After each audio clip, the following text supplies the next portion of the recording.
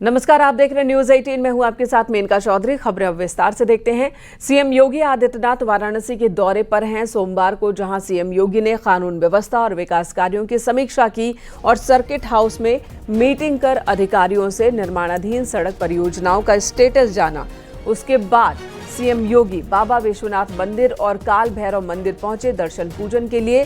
साथ ही गृह मंत्री अमित शाह के कार्यक्रम की तैयारी को लेकर भी जायजा लिया। 24 जून को गृह मंत्री की अध्यक्षता में क्षेत्रीय मध्य परिषद की बैठक होनी है और इसी के मद्देनजर सीएम योगी तैयारियों का जायजा लेने पहुंचे थे। गृह मंत्री की बैठक में एनडीए शासित कई प्रदेशों के मुख्यमंत्री शामिल होंगे। आज सीएम योगी आदित्यनाथ विधायकों और संगठन के लोगों से मुलाकात करेंगे।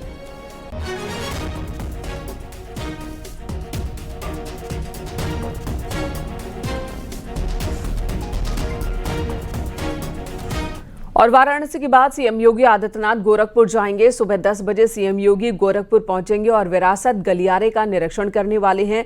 विरासत गलियारा परियोजना के तहत धर्मशाला से लेकर बख्शीपुर, रेती चौक, घंटाघर होते हुए पांडे हाता तक की सड़क को चौड़ा करने का काम चल रहा है।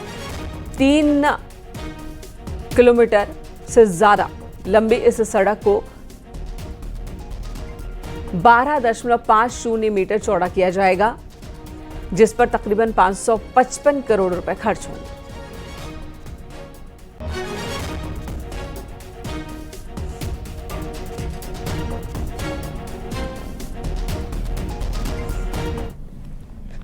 अमित शाह के पर्ची खर्ची वाले बयान पर अखिलेश यादव ने भी निशाना साधा। अखिलेश यादव ने कहा कि बीजेपी सिर्फ दूसरे दलों पर आरोप लगाती है ताकि हम भर्ती में पीडीए की हकमारी का सवाल न उठा सके।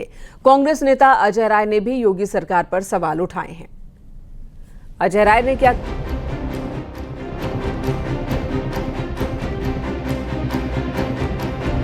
अमित शाह के पर्ची खर्ची वाले बयान पर सियासी वार पलटवार जारी है। पुलिस भर्ती में अमित शाह के पर्ची खर्ची और भाई भतीजावाद के आरोप पर अखिलेश यादव ने पलटवार किया है। अखिलेश यादव ने कहा कि कोई भी सरकार नियम के बाहर भर्ती नहीं कर सकती। ये सिर्फ आरोप लगाते हैं ताकि हम भर्ती में पीडीए की हकमारी का सवाल न उठा सकें। आरोप इसलिए लगाते हैं कि अगर हम लोग संख्या पूछना चाहें कि इतनी भारी संख्या बता रहे हैं आप, इसमें पीडीए की गिनती क्या है, पीडीए की हकमारी कौन कर रहा है? इस भर्ती में पीडीए की हकमारी किसने की? पीडीए की आंकड़े बता दे सरकार। यूपी में कांग्रेस अध्यक्ष अजय राय ने भी योगी सरकार पर सवाल उठाए। अजय राय का कहना है कि बीजेपी जनता के टैक्स के पैसों पर सिर्फ इवेंट मैनेजमेंट करती है। कांग्रेस के जमाने में भी काम होते थे, लेकिन ऐसा दिखावा नहीं होता था। जो बड़ी बड़ी बात ये सरकार कह रही है भाजपा की, इसके पहले भी नियुक्तियां हुई हैं, मार्केटिंग और इवेंट करके नहीं हुआ। और सबसे ज्यादा इनके यहाँ ये मार्केटिंग और इवेंट करोड़ों रुपया खर्चा हुआ। किसका पैसा लगा है? अमित शाह अपने घर से लगाए थे, अपने घर से पैसा लेकर आए थे। सीएम योगी ने पहले की सरकारों पर निशाना साधा। उन्होंने कहा कि 2017 से पहले भर्ती में काफी गड़बड़ियां होती थी, जबकि अभी पारदर्शी तरीके से बहाली हो रही है। 2017 के पहले की जो स्थितियां थी, भाई भतीजावाद था, भेदभाव होता था, परीक्षा की शुचिता पर प्रश्न खड़े होते थे, पैसा दे बगैर किसी का सिलेक्शन ईमानदारी के साथ नहीं हो सकता था। लेकिन आज ये गए दिन की बात हुई। रविवार को लखनऊ में गृह मंत्री अमित शाह और सीएम योगी ने 60,244 अभ्यर्थियों को नियुक्ति पत्र बांटे। इसी कार्यक्रम में अमित शाह और योगी ने पिछली सरकारों पर भाई भतीजावाद और करप्शन के आरोप लगाए थे, जिस पर सियासी वार पलटवार जारी है। न्यूज 18 के लिए ब्यूरो रिपोर्ट।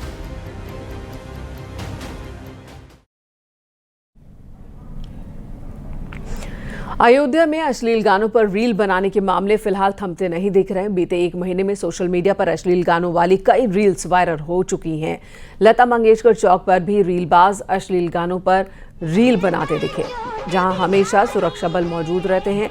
रीलबाजों ने अयोध्या के पूरा कलंदर थाने को भी नहीं छोड़ा। जहांबाज थाना प्रभारी के थाने में ही घुसकर रील बना दी, जो सोशल मीडिया पर वायरल हो रही है।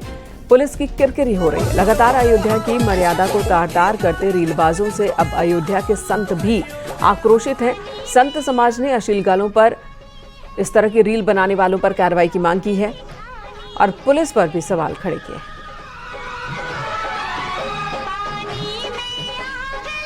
उनको ऐसे अराजक तत्व लोग आकर के राम की पैड़ी पर, लता मंगेशकर चौक पर ऐसे वीडियो बना करके और यूट्यूब पर और हर जगह उसको वायरल कर रहे हैं, जिससे अयोध्या की धार्मिक मर्यादा को क्षति पहुंच रही है और अयोध्या की मर्यादाओं के साथ खिलवाड़ हो रहा है। ऐसे में मैं निवेदन करूंगा, जो इसके जिम्मेदार लोग हैं वो एक तो अपनी जिम्मेदारी का पूर्णतः पालन नहीं करा पा रहे हैं, और मैं उनसे पुनः निवेदन करूंगा जो इसके रक्षक हैं अयोध्या के या अयोध्या की मर्यादाओं के साथ जो लोग खिलवाड़ कर रहे हैं। ये मर्यादा पुरुषोत्तम भगवान श्री राम की नगरी है, ये संस्कृति की नगरी है, संस्कारों की नगरी है। यहाँ इस तरह से अश्लील गानों पर रील बनाना बहुत ही निंदनीय है और इसमें सबसे बड़ा दोष है अयोध्या के प्रशासन का। प्रशासन मूक बधिर बन करके बैठी हुई है, कागजों में केवल गश्त करती है। जगह एक पॉइंट पे जाकर के फ़ोटो खिंचा करके अधिकारीगण प्रशासन के आ जाते हैं, उनको इससे नहीं मतलब है कहाँ क्या हो रहा है। इसलिए इसमें प्रशासन को जिम्मेदारी पूर्वक कार्रवाई करना चाहिए, जिससे रामनगरी में अभद्र और अश्लील गानों पर रील बनाने वालों के लिए अब अयोध्या के संत मुखर हो चुके हैं। अयोध्या के संतों ने सीधे घोषणा की है कि अगर अभद्र और अश्लील गानों पर रील बनाते हुए रीलबाज नजर आएंगे तो उनका मुंह काला करके अयोध्या की सड़कों पर घुमाया जाएगा।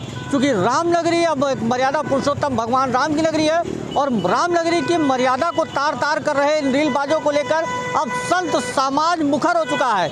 बीते दिनों राम की पैड़ी और लता मंगेशकर चौक यानी कि रामनगरी का हृदय स्थली रही लता मंगेशकर चौक पर जिस तरीके से अभद्र और अश्लील गानों पर रील बनाने का वीडियो वायरल हुआ था, तमाम जो सोशल मीडिया पर रील अयोध्या में लोग आके बना रहे हैं जो अभद्र और अश्लील गानों पर, इसको लेकर अब संत समाज आक्रोशित है और संतों ने घोषणा की है कि अगर अयोध्या की मर्यादा से रीलबाज छेड़छाड़ करेंगे तो उन्हें बख्शा नहीं जाएगा। कैमरा पर्सन सर्वेश के साथ निमित गोस्वामी, न्यूज़ 18 अयोध्या। देर रात यूपी के कई जिलों में बारिश के बाद लोगों को गर्मी से थोड़ी राहत मिली। वहीं आज पूर्वांचल के इलाकों में बारिश की संभावना है।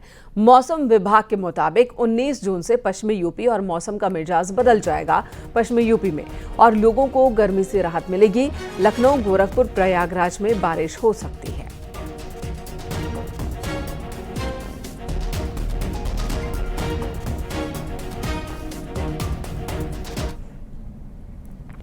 और यूपी के कई अलग अलग जिलों में आसमानी प्रहार दिखा। 2 दिन में आकाशीय बिजली से 16 लोगों की मौत हो गई। 24 अलग अलग जगहों पर इस तरह के हादसे हुए हैं। आकाशीय बिजली से सबसे ज्यादा 4 मौतें हुई हैं प्रयागराज में, जौनपुर में, बुलंदशहर में दीवार गिर गई तो महोबा में पेड़ गिरा। बदायूं में हैरान करने वाली घटना सामने आई जहां पर आकाशीय बिजली गिरने से एक पेड़ में आग लग गई।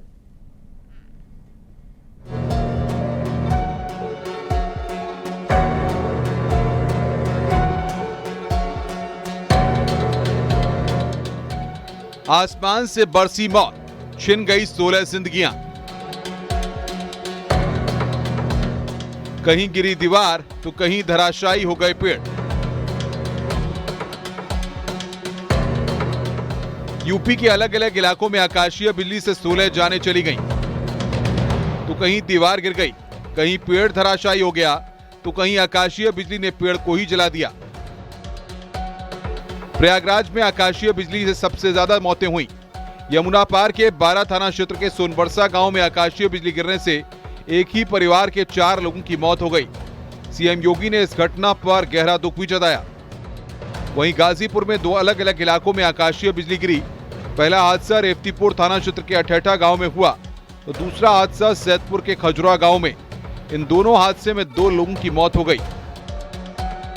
बरेली में भी 2 अलग अलग इलाकों में आकाशीय बिजली गिरी। पहली घटना थाना मीरगंज क्षेत्र के सिधौली गांव में हुई तो दूसरी घटना थाना बेहड़ी क्षेत्र में मिर्जापुर गांव के पुल के पास की है। इन दोनों आकाशीय बिजली गिरने से 2 की मौत हो गई। वहीं जौनपुर में भी 2 अलग अलग इलाकों में आकाशीय बिजली गिरने से 2 सगे भाइयों समेत 4 लोगों की मौत हो गई। वहीं 1 लोग गंभीर रूप से झुलस गए। चंदुआ क्षेत्र में काशीदासपुर गांव में 3 बच्चों की मौत हो गई। वहीं दूसरी घटना उक्त क्षेत्र के कनेगुआ गांव की है, जहां आकाशीय बिजली से एक की मौत हो गई। गोरखपुर में आकाशीय बिजली की चपेट में आने से दो अलग अलग जगहों पर एक बच्ची और एक महिला की मौत हो गई, जबकि एक 6 साल की बच्ची और एक 9 साल का बच्चा घायल हो गए। पहली घटना सजनवा थाना क्षेत्र के भरपही गांव की है, दूसरी घटना गुलरिहा थाना क्षेत्र के सियारामपुर गांव की है। बिजनौर के थाना स्योहारा में आकाशीय बिजली गिरने से एक महिला की मौत हो गई। थाना स्योहारा क्षेत्र के गांव मुकरकरी की रहने वाली 45 साल की सविता सुबह के समय घास काटने खेत पर गई थी। अमेठी में तेज आंधी बारिश ने जमकर कहर बरपाया। आंधी के दौरान पेड़ के नीचे खड़ी एक बुजुर्ग महिला पर पेड़ की डाल गिरने से उसकी मौके पर ही मौत हो गई। बुलंदशहर में तेज आंधी और बारिश ने जमकर कहर बरपाया। जिले के औरंगाबाद क्षेत्र स्थित एक निजी विद्यालय की दीवार तेज तूफान में ढह गई। तेज हवा इतनी जोरदार थी कि स्कूल की छत पर लगे सोलर पैनल तक उखड़ गए और पास के पेड़ों पर जा गिरे। महोबा में तेज आंधी और बारिश ने महुआ गांव के बीच जमकर कहर बरपाया। तेज हवाओं के चलते दर्जनों विशालकाय पेड़ सड़क पर गिर गए। इसके अलावा कई स्थानों पर बिजली के तार टूट गए और खंभे झुक गए, जिससे इलाके में बिजली आपूर्ति पूरी तरह बाधित हो गई। उधर बदायूं में हैरान करने वाली घटना दिखी। आकाशीय बिजली से शीशम के पेड़ में आग लग गई और इस तरह कई आकाशीय बिजली से मौतें तो कहीं बारिश और आंधी ने तबाही मचा दी। बदलते मौसम में तबाही और मौतों ने लोगों की चिंता बढ़ा दी है। Bureau report, news 18, Uttar Pradesh, Uttarakhand.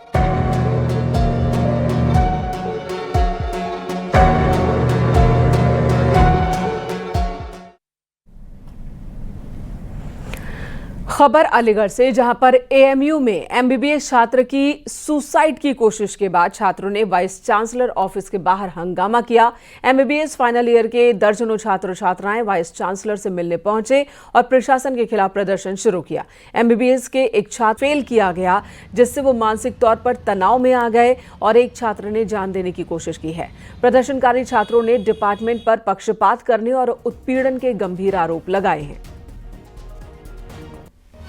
Chairman of paediatrics के अगेंस्ट प्रदर्शन किया गया था। इन 8 बच्चों को टारगेट करके फेल किया गया था, ये हमारा एलिगेशन है मैम पे। क्या आपने दोबारा कॉपी चेक कराया? टारगेट क्यों किया जा रहा है? उसी के लिए हम लोग यहाँ इकट्ठे हुए थे जी। टारगेट क्यों किया जा रहा है ये बात तो इंक्वायरी कमेटी में पता चलेगी, हमें भी नहीं पता। हमने भी ऐसे कुछ एक्शन नहीं लिया है, कुछ मैम की तरफ बदतमीजी नहीं की है, इंडिसिप्लिन नहीं किया जो हमें टारगेट किया जाए बच्चों को।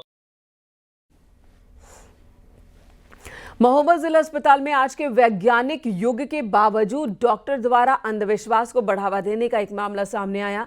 जहर खाए युवक को जिला अस्पताल में तैनात डॉक्टर ने चारकोल दवा की जगह कोयले का घोल पिला दिया। युवक की हालत नाजुक होने पर डॉक्टर ने उसे हायर सेंटर रेफर किया। बीमार युवक के परिजनों ने सीएमएस और डॉक्टर पर दवा की जगह कोयले का घोल पिलाकर इलाज करने का आरोप लगाया है। तो वहीं इमरजेंसी वार्ड में तैनात डॉक्टर दीपक कुमार कोयले के घोल को बेहतर बता रहे हैं। सीएमएस इस मामले में खुद को बचाते दिख रहे हैं। कराया डॉक्टर साहब ने हमें जो है एक दवा लिखी, उसको बोलते चारकोल। जब हम दवा लिखी तो अंदर पता कि अंदर नहीं मिली, फिर हम बाहर वाले मेडिकल स्टोर सब जगह घूमे, हमें कहीं नहीं मिली। इसके बाद हम सीएमएस साहब से पूछने की दवा हमें कहीं नहीं मिल रही है, हम क्या करें? तो उन्होंने कहा कि ये दवा जो होती है आप लकड़ी, उसको लकड़ी में आग लगाइए तो जलेगी, तो लकड़ी को उसमें भूनने के बाद उसको पीसना, तो उसको पिवा देना आप, वही के दवा है ये। तो मैंने कहा कि हम ये नहीं, हम दूर के हैं, पैसे आए हमारे 20-25 में गाँव है, आप तो कहीं से अगल बगल निकल लीजिए। तो सर जैसे चारकोल टैबलेट दी गई है इनको, तो अगर जैसे चारकोल टैबलेट अगर अवेलेबल नहीं होती तो उसमें कोयले घोल भी पिला दिया जाता है, ये जहर वगैरह एब्जॉर्ब हो जाए। क्या आज के वैज्ञानिक युग में इस तरीके का देसी इलाज करना ठीक है? सर देसी तो अभी प्रेफर ऐसा तो होना नहीं चाहिए, लेकिन क्या है, अब जैसे टैबलेट अपने पास अवेलेबल नहीं थी, तो चारकोल की जगह कोयला या ब्रेड वगैरह जला के उसको पानी में घोल के पिला सकते हैं। कौशाम्बी में पुलिस ने महज 4 घंटे के भीतर 3 गुमशुदा लड़कियों को सकुशल बरामद किया और उनके परिजनों को सौंप दिया। सीओ अवधेश विश्वकर्मा ने बताया कि एक व्यक्ति ने पुलिस को सूचना दी कि उसकी 2 बेटियां 12 साल की रेनू और 17 साल की रेनू और 12 साल की कोमल और उसके भाई की 13 साल की बेटी रीतू बिना किसी को बताए घर से निकल गई थी। सूचना मिलने के बाद पुलिस ने मामले को गंभीरता से लिया। उच्च अधिकारियों को अवगत कराया गया और तत्काल टीमों का गठन कर तलाश शुरू कर दी गई। मोबाइल लोकेशन ट्रैकिंग के माध्यम से सर्विलांस टीम ने पता लगाया कि तीनों लड़कियां बुंदेलखंड एक्सप्रेस ट्रेन से मानिकपुर की तरफ जा रही हैं, जिसके बाद पुलिस टीम ने तेजी से कार्रवाई की और चित्रकूट जिले के बरगढ़ रेलवे स्टेशन से तीनों को ही बरामद कर लिया है। पूछताछ में बच्चियों ने बताया कि अपने माता पिता से नाराज होकर बिना किसी को बताए वो उल्लासनगर महाराष्ट्र जाने के लिए निकली थी घर से।